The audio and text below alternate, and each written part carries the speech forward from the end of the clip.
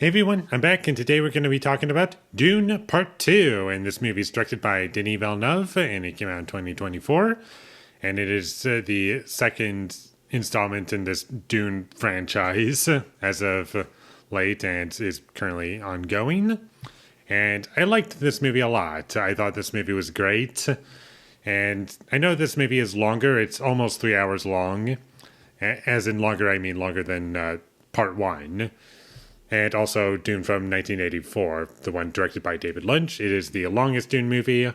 I do feel, for the most part, that it kept me engaged. There was a little bit in the middle that kind of had me feeling a little tired because I felt as though it was a little repetitive, but that didn't last long, and it was only for like 10 minutes, and after that I got right back into it. And in this movie, I thought the music was great, and it really fit the tone of the scenes that it was in.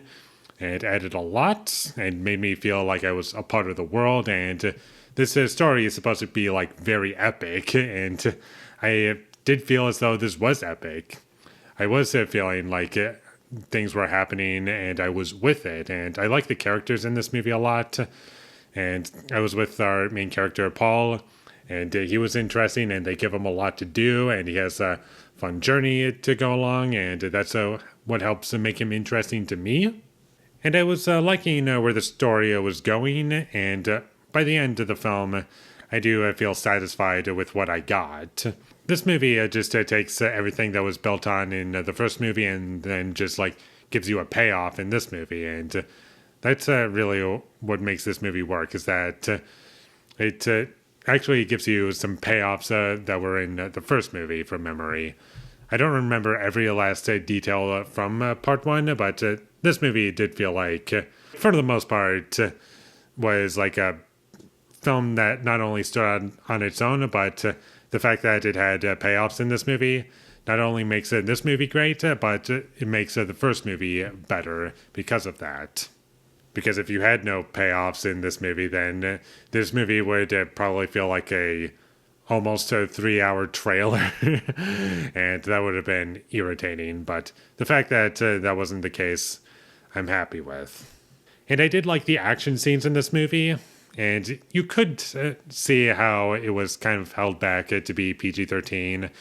And I can understand why you would want it PG-13, obviously, because it's kind of ambitious. So, like, you don't really know how successful this property is going to make in terms of, like, box office returns. And I do believe that this movie did make money. Like, it was like a $200 million film, and it made over $700 million. So that's pretty good. And also, I didn't mind the dialogue scenes in this movie. I didn't feel as though they were dragging the movie down. I found that they were giving me information that was necessary to the story, and also helped out the characters and made them interesting, like I've said already. And there are definitely moments in this movie that I really loved and are still with me even right now, like especially in the third act. Like the third act of this movie, I love. That's the best part of the movie for me. It's just a big action scene, and that's what you would want in a movie like this. And I did have some issues with the movie. One of them was kind of a nitpick, and that is a character was throwing up, and you're not supposed to throw up because if you do, you lose water or something. I think that's how these like suits work, because you're out in the desert. You're just being granted like recycled water basically throughout your suits. And they established that in the first movie. But I did find it odd that, like, you're looking at something disturbing that's probably making you throw up, and I was just thinking to myself, you can just easily look away. Like, what's stopping you from doing that? I don't know.